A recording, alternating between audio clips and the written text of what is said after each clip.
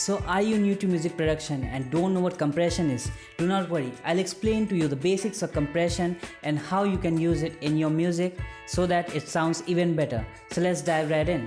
So what is compression? Compression is an audio processing technique which helps in reducing the dynamic range of your audio signal. So what is dynamic range? Dynamic range is the difference between the quietest part of your audio signal and the loudest part of your track. So by compressing, you are leveling out or you are decreasing the volume of the loudest part and in the same time increasing the volume of the quietest part, hence leveling the track. So that is compression in a very short form. So now let's see a demo. Here you can see that I have recorded an audio of me talking into the mic, and you can see there are a lot of peaks, a very loud sections and a lot of quiet sections too.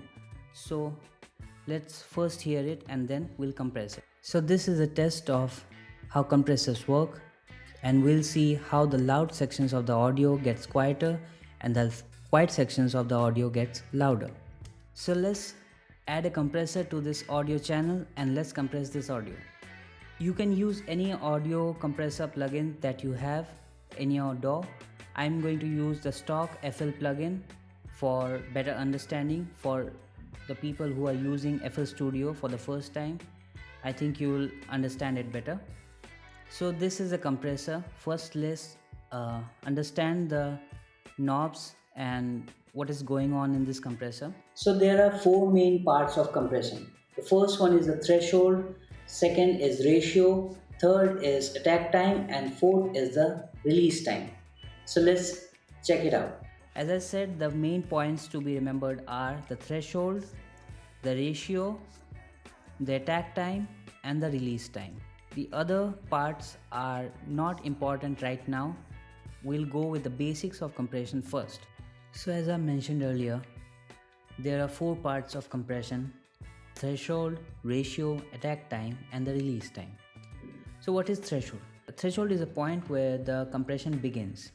So let's say if the audio is too loud and we want to compress it, so we'll just add the threshold.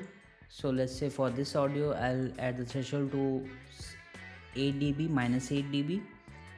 So when the audio passes minus 8 dB and goes above the threshold, the compression will begin. So that was threshold. So now let's go to the ratio. Ratio determines how much compression you are adding to the audio sample.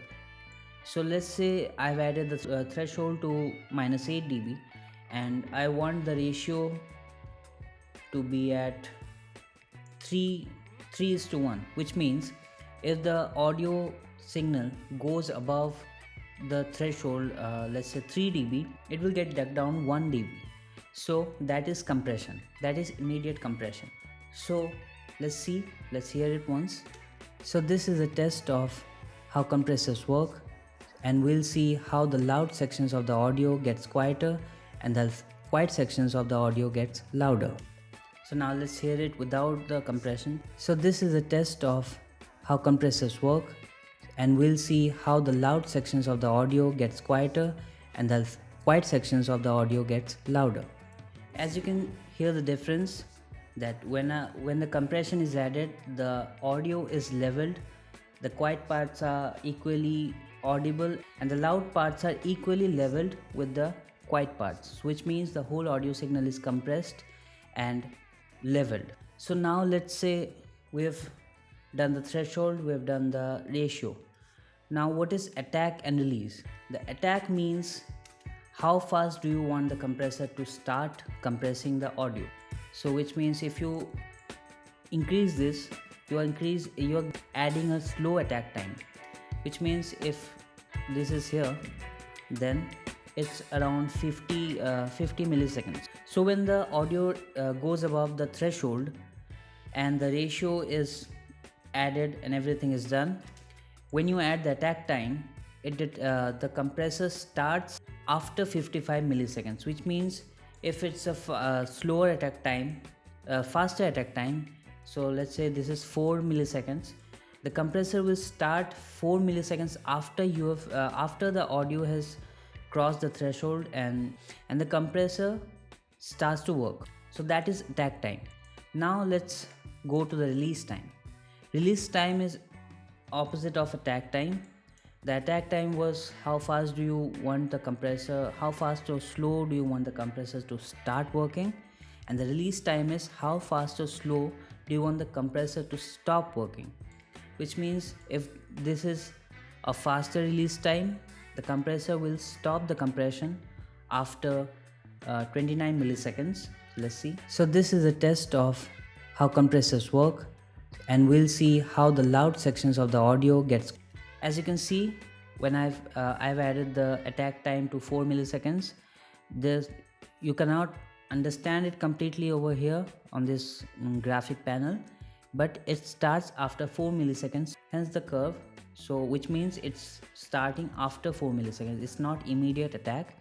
And then the release time is added to 29 milliseconds, which means the compressor stops after 29 milliseconds and releases the audio back, and the audio gets to its normal level again. So that was attack and release. So that was compression explained for you in 5 minutes. I hope it was helpful for you and it will make your sound even better. I will come back next week with another video and another tutorial. Also make sure you subscribe to this channel for more amazing music content and tutorials, and leave a comment on what you want to learn next. Till then, I'm Rishi and this is Produce with Ease.